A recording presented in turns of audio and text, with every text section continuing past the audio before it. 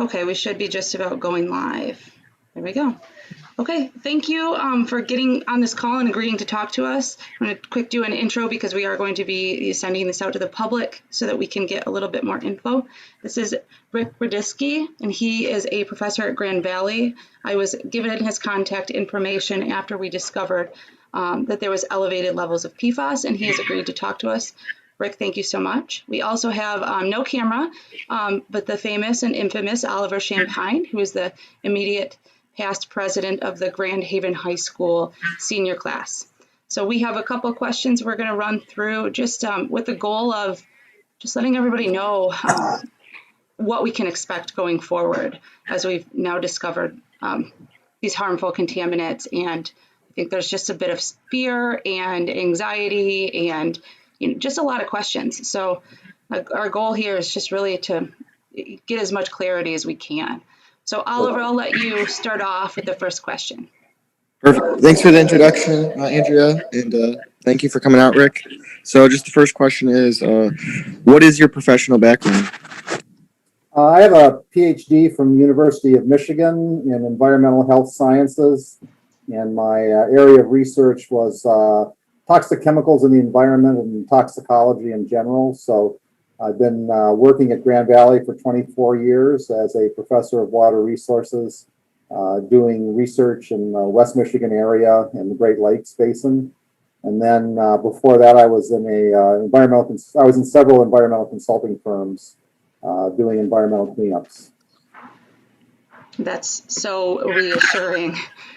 Just to have someone that really knows what he's talking about. And the people that I've talked to that know you have just said you've got to talk to Rick. He knows what he's talking about.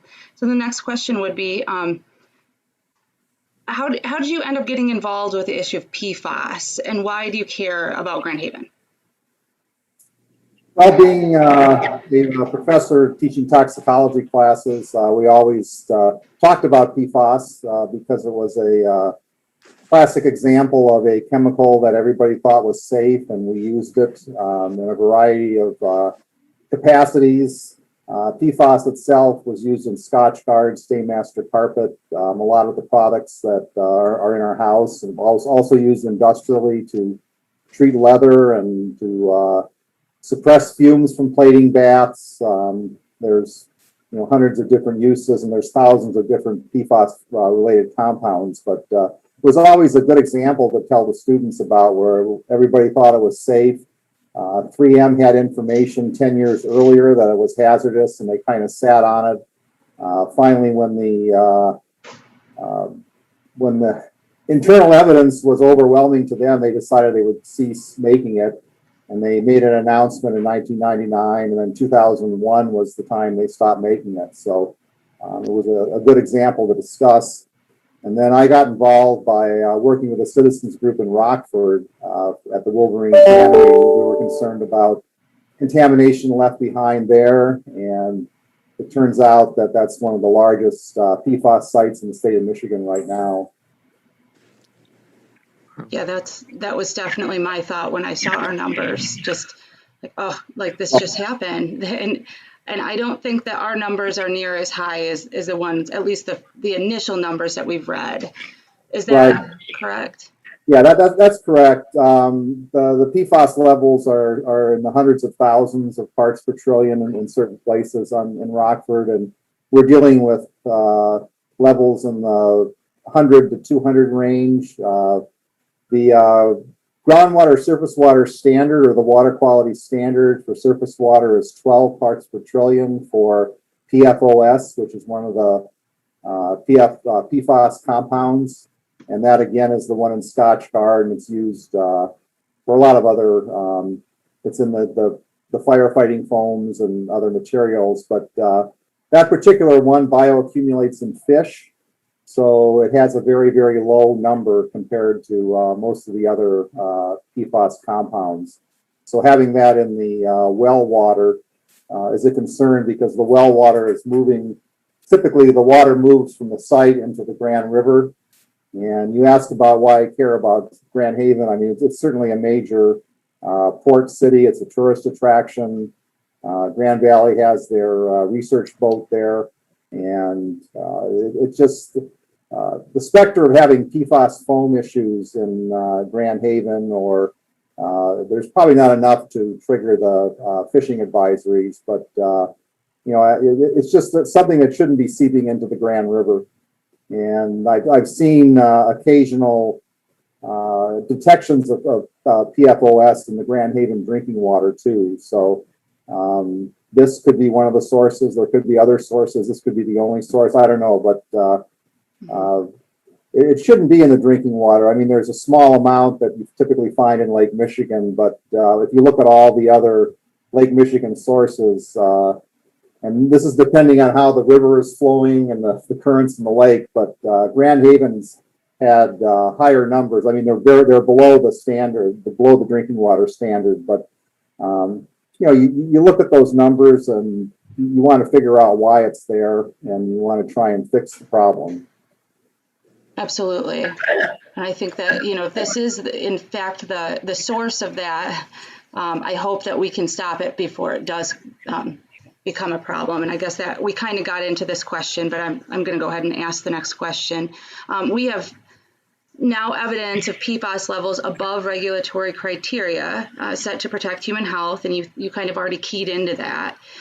What should we expect going forward from our different government units, whether it's the city or Eagle or any other regulatory bodies that are going to get involved? Well, if they follow the same processes as we've seen in Rockford and typically they do an initial investigation, which is exactly what happened. We have some initial sampling. I think they put in 10 wells or 9 wells, and based on those results, they're going to have to put in additional wells and actually try and determine what the amount of PFOS seeping into the Grand River is. So they have to put in what we call GSI wells, which are wells nearer to the shoreline, and we use that to calculate whether the standard is being met. And there's essentially no mixing zone for PFOS. So sometimes for compounds like ammonia, you get a mixing zone where you can have a higher concentration than the water quality standards seeping in, but because it's mixed with other water and you've got flowing water, you can have a little higher number.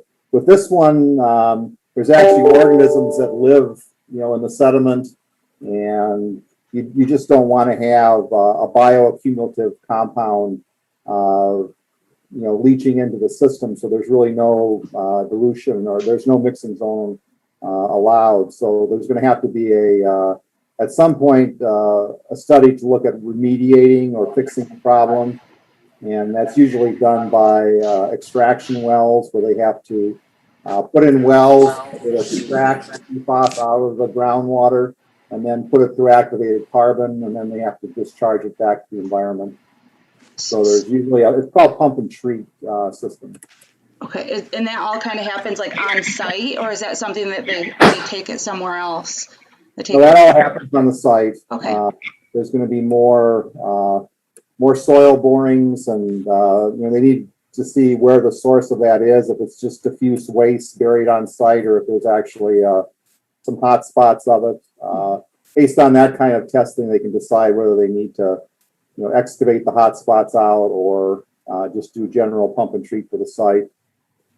So that's helpful. There's more studies going on, probably 1 to 2 years worth of studies ahead to look at that, and then to design the system. But probably in 3 to 4 years, there'll be a treatment system on site somewhere. That's really helpful to understand. You use the word bioaccumulative, and that's a big word. And I, just recently saw an article from MLive that said forever chemicals. And I'm wondering if that's the same thing when you say bioaccumulative. Can you explain that a little bit? Well, chemicals means that they last forever, and they really don't break down. The fact that there's fluorine on the molecules makes them really stable. And bacteria and a lot of the chemical processes like sunlight and other hydrolysis or whatever those processes do not break PFAS down, so it lasts forever. And the contamination that we were dealing with in Rockford started to occur in the 50s, and it's still, hundreds of thousands of parts per trillion. So the problem with bioaccumulation means that if you have a concentration in the water, a fish swimming in that water can accumulate 1,000 times more than the water. So the fish will concentrate the material inside its body, and then a bird or a human can eat that, and you get a higher concentration than what's in the water. So 12 is set to have the fish not accumulate enough to cause a fishing advisory. So that's why we have that 12. And we have an additional problem, and the reason why people are concerned about PFOS especially is that our bodies don't excrete it. So we have a bioaccumulation factor too. So our bioaccumulation factor is somewhere between 100 and 500. So when we start ingesting PFAS, it builds up in our body higher than the concentrations that we ingest. So that's why it's a concern for drinking water especially. Sure. And I think actually because of what you're talking about, I'm going to jump out of order, because then one of the questions that I was going to ask next is, well, why is that a big deal? What does that mean for human health? So we have this chemical that builds up. Why does that matter? I think we talked a little bit about that before, but PFAS is not like lead, where if you're exposed to a certain amount of lead, you typically have a certain symptoms. So there's a direct correlation between exposure and then, some adverse health effect. With PFAS, if you have a population that is exposed to it, a certain number of people in that population will have a higher incidence of certain types of cancer. So there's prostate and testicular cancer, kidney cancer. There's also thyroid issues. There's a whole bunch of different types of problems these materials cause. And the reason why they're significant is they hitch a ride on albumin, which is a major protein in your blood. And that is a very important nutritional protein, but it also carries all of our immune system materials, the antibodies. It carries antibodies around, it carries hormones around, and there's definite correlations between PFAS exposure and things like your immunizations not working right. And they even found some correlations with the coronavirus vaccines, where people with high levels of PFAS in the blood, the vaccines were less effective. So it's something that is not direct. Like I said, there's no, if you have 10 parts per trillion, you get this. It's not like that, but it's just when you expose a population, you see higher incidences of these certain diseases or these conditions. I feel like that's really good to know on the front end, as we're kind of, the scary thing to me, I think, is that we don't know how exposed we've been, because we've never really tested this site before. But I just think it's really helpful that we're knowing this on the front end and that people know that. Yeah, it doesn't, the concentrations aren't enough to affect the drinking water, to render your drinking water too high. But the big issue we have in Rockford now is the PFAS foam. And the foam, anytime you have fast currents and waves and things like that, and we see this also at Van Etten Lake and other places in the state, up at Wordsmith, but it creates the foam, and the foam is thousands of times more concentrated in PFAS. And the Department of Environmental Health, or the MDHHS, came out with a foam advisory because children playing in the foam, you see foam and kids like to play in it, like put sticks in it or whatever. But if you're exposed to that, more than a couple times, and you get the foam on your hands and put your hands in your mouth or whatever, there was a concern about exposure to that foam. So the Rogue River has foam advisories out. So I haven't seen any foam advisories for the Grand River, but If somebody collects foam samples and they find out that the PFAS is in the foam, then there might be foam advisories, and that wouldn't be good. So, Is that something that like regular citizens get involved in Rockford? In any kind of cataloging or awareness of this foam? yes, our citizens group, some of the members were very involved with getting Eagle to come out and test the foam, because there's a dam in Rockford, and the water flowing over the dam creates foaming issues. And there's also foam in the areas right by the tannery where it's so the levels are so high in the groundwater. So we were able to work with Eagle and also with the city of Rockford, and they actually have signs up that warn people, and then they have kiosks with hand washing stations and things like that. So there's the citizens can get involved if there's foam advisories, and that particular spot in Rockford there are foam advisories. Rick, I know you've already kind of made mentions here, but I guess what are the parallels that you're kind of seeing between your work in Rockford and Grand Haven? Well, it's different because of the magnitude, but it's the same situation where there's an industrial use of the material. It was used for leather tanning in Rockford, and then we don't know how it was used at the power plant, but it's PFAS can be put in different types of chemicals that are used for keeping water flowing. Boiler treatment chemicals. I don't know. There's all sorts of different types of uses for these materials, and it's probably gotten into the groundwater. We don't know why. Maybe things were spilled or whatever, but there is a link between some type of a manufacturing, in this case power plant use, and then residues that are left behind when the industry leaves the area. And then you go through the whole process of the investigations and then the design of a remediation system. So that part is the same. It's just there's much higher levels, and there's actually quite a bit of human exposure. There was 1,000 people that got residential, that got public drinking water instead of their wells because of the contamination. So it's a much larger, much more serious environmental health and human health issue in Rockford. I probably should have given you some context of the history of Harbor Island. So Harbor Island is actually a coal ash island built with what I do not like it when this is said, but a beneficial fill is what they call the coal ash that originally made the island.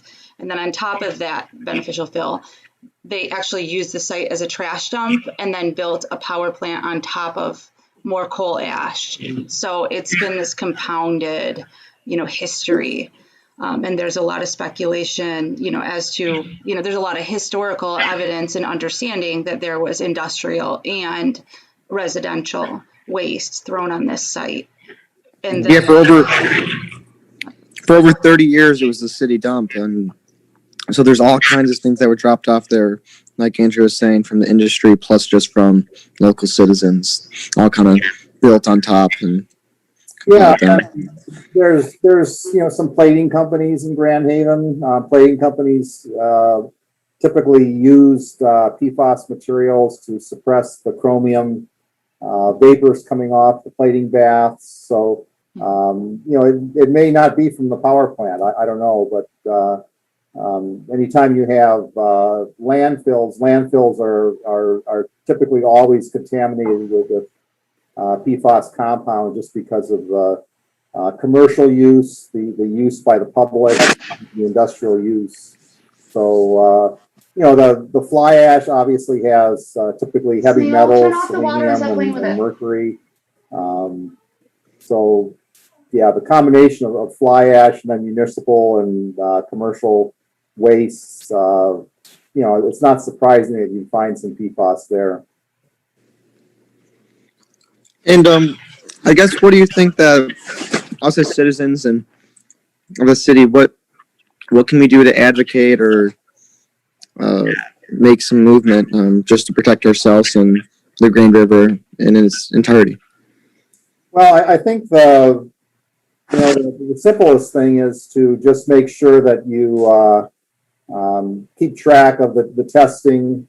The citizens should know that the consultant or who's ever in charge of this, if it's the Board of Light and Power, what they plan on doing when they're going to be out sampling, when the results are coming out. So, you should be aware of what's going on that particular site. Typically, once a PFAS site has been identified, there's the Michigan PFAS Action Team that the MPART site where all the PFAS sites are listed, and they typically post the test results there. They post information about the site. A lot of times, like in Rockford, they have all the correspondences posted between Wolverine and the state of Michigan.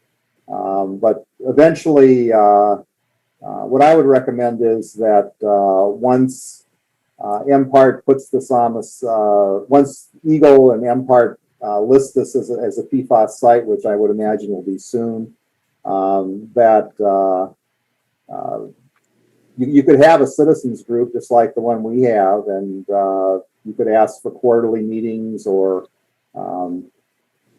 things like that. But you should track what's going on, and then based on what the outcome of the testing is, then you need to advocate for the cleanup of the material. And then if anybody notices a lot of foam on the water, you can advocate to have it tested. I know the budget's been cut, but this is a very big tourist area. So I would certainly advocate for some foam testing if you have foam on it. And I guess how far of a cleanup do they go through? Do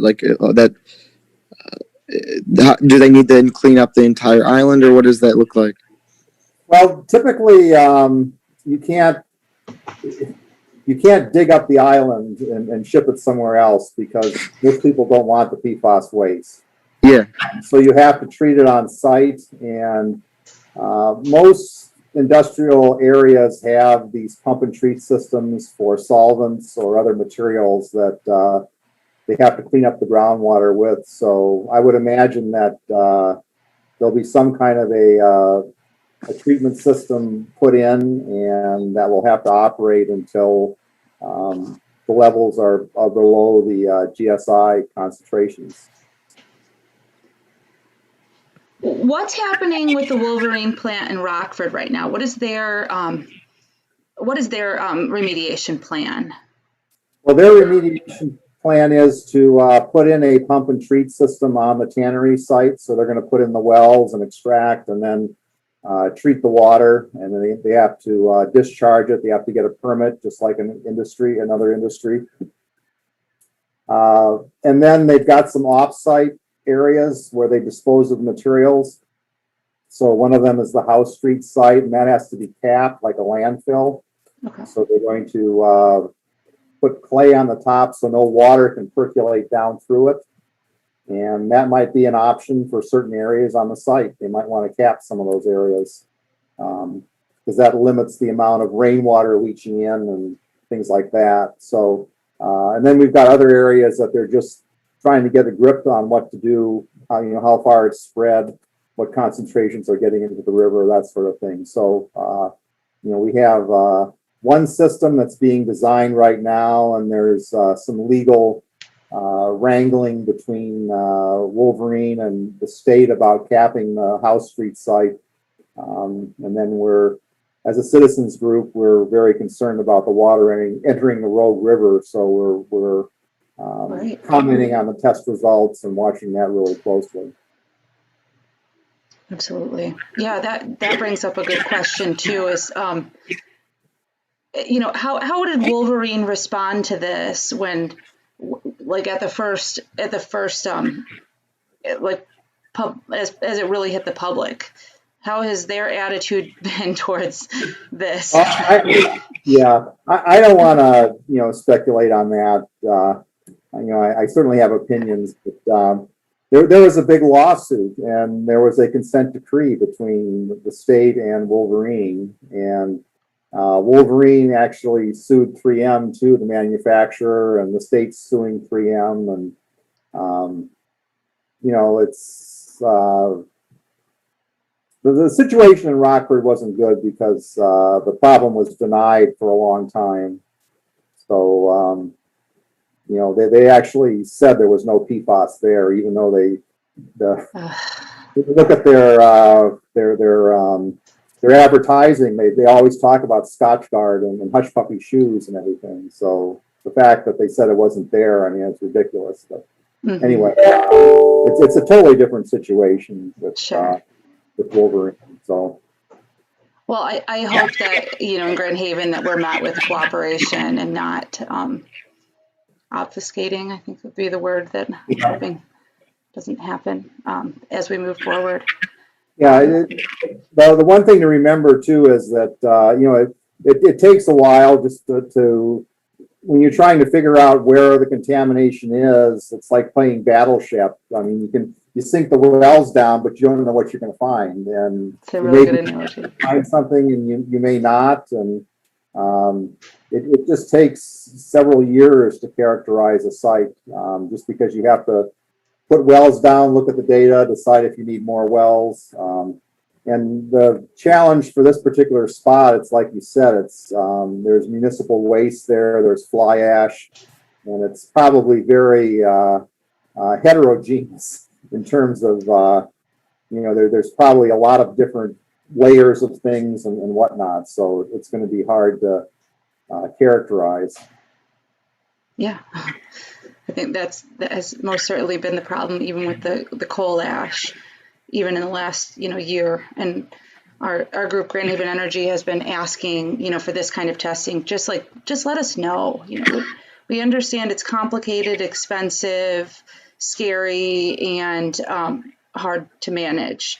But my stance personally, and Grand Haven Energy, has just said we just deserve to know, and whatever future plans happen there, the public deserves to, one, know what's going on, and two, have a say moving forward. Because if you look at the map, we have Harbor Island, and then you go like less than a quarter mile down, and you hit the Grand River, or the Grand River hits the lake. And if you look at any Google map, any aerial, you can tell that the water from the Grand River, you can see all of the sediment travels south, and our water is collected right there, right south of the mouth of the Grand River.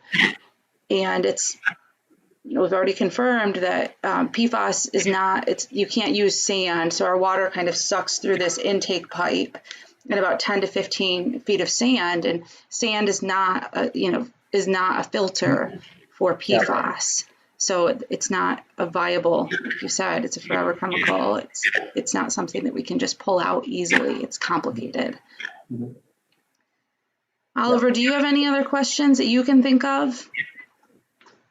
I did have one question. You had made a mention of if they think they need to add more wells, then they might. I guess what would lead them to decide to add more wells, or how does that work?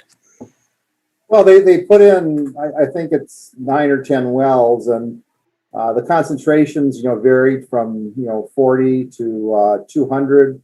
I think well number 8 on that one road that kind of goes across Harbor Island, I think there was a well there that was 200. So they'd want to put maybe more wells in that area to see, what's in between the well with 50 and the well with 200. So it's just, they've got certain points, and then they're going to put wells in between to see where the contamination is. And that well, that number 8, was quite a distance from the old power plant. So that may be more into the old landfill. So it might turn out that the landfill has, most of the PFAS. But you just have to put in wells to find out where things are. And then once they find that out, they look at what the stratigraphy is, what the makeup of the soils and the waste and the fly ash is, and then based on the porosity and the groundwater flow, they will design a treatment system to extract the water where they need to. For a little bit of context too, just because I kind of have my finger on the pulse of that, I will, when we post this video, I'll put a link to the test results that we're talking about that were in the press release. And Golder is actually the environmental firm that the Board of Light and Power has worked with. And there's been this back and forth with regards to how they're going to regulate the coal ash for the last it's been a couple of years of this back and forth, like you need to put more wells in, we did, or we think we have enough, or we want a mixing zone. And Eagle and the EPA jointly have kind of said, hey, listen, we want more wells. So it looks like just within the last couple of months, Golder on BLP's behalf did submit a new monitoring system that looks like it's going to be to par with what Eagle and EPA actually expect. So we'll actually know exactly where the new wells are going to be shortly. So I'll put a link to that in there too. The Eagle has not came out and said like, yep, this is good enough. They're waiting, to hear from EPA to make sure that they're all on the same page. But I'll put that in the link too, so that anybody that's interested can kind of get the back story. Sure. Well, our citizens group in Rockford doesn't have any legal standing to do anything about the PFAS, but what we can do is we can interface with the DEQ and provide our recommendations. And it's really important that you follow, a good public decorum with your discussions. That always helps. And the whole process of getting listed on MPART does allow for Eagle to post that information for people to see. And there's usually public meetings, maybe semi-annual meetings associated with the site. But I would imagine there'll be more opportunities for public input once it's listed as a PFAS site. I'm excited for that, and I invite that because, like you said, we have no legal standing to do anything. So it seems we've kind of spun our wheels, and I know that in this process, I've been thankful for you, Rick, and for other people that have come up and said, yep, we've dealt with this, because it's almost like I have this scary feeling of getting a cancer like my city got a cancer diagnosis. And it's just how are we going to cope with this? Yeah. I was going to say, this is certainly in the realm of being, very, very treatable. We don't know the extent of the contamination on the island, but based on the numbers that I've seen, there could be, it's something that is, fairly, it's going to be expensive, but it still can be addressed with remediation. Mm-hmm. The Wolverine site, there's miles of stream frontage where PFAS is entering. And some of the highest level that they found was 1,100 parts per trillion at one spot. So it's much worse than the situation here. Yeah, that's reassuring. I mean, it's not fun, but it's definitely reassuring that we're catching this. Again, my concern is you've got that one branch of the Grand River where all the boats are. There's all those marinas. There's a lot of shoreline businesses and things like that, and you don't want the PFAS foam there. So, yeah. I agree, and I hope that will be the case moving forward, that we will be able to really catch this, nip it in the bud. Oliver, you have anything else? No, I don't think I do. But Rick, I want to thank you though for I don't know, talking with us and giving us some very important information, especially about the foam. And I guess I do have a question about that. Is can you go through one more time? How is the foam like created? How it, and why is its level so much higher? Well, the PFAS compounds are surfactants, so they will create a foam. They actually do not dissolve in the water very well. So part of the molecule sticks out, and it's just like a soap. So natural water tends to make foam. If you go up to Quantum Falls, you see this, foam at the bottom of the falls, and PFAS is attracted to the materials in water that naturally make foam. So, we always see certain amount of foam on rivers, and the PFAS will concentrate in that.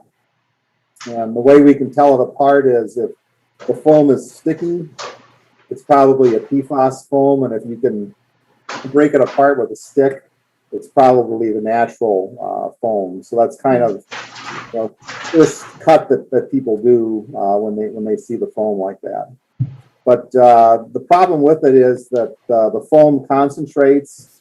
I talked about bioconcentration, but the foam itself will concentrate, and you wind up with thousands of parts per trillion in that foam. So a small contact with that, especially children playing with foam and then ingesting it periodically, is enough for MDHHS to have a foam advisory if they test the foam and find it.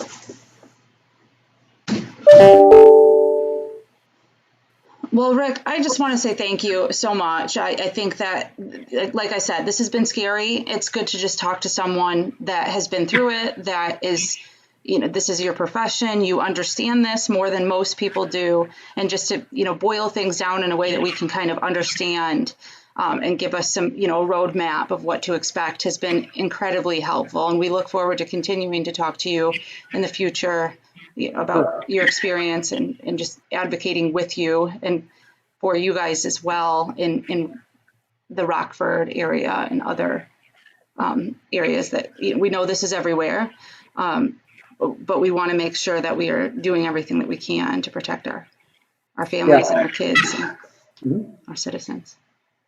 Yeah, I would imagine that there's going to be a public meeting where MPART will go over the results with the public and make sure that if you've got a group of concerned citizens that you get involved with that.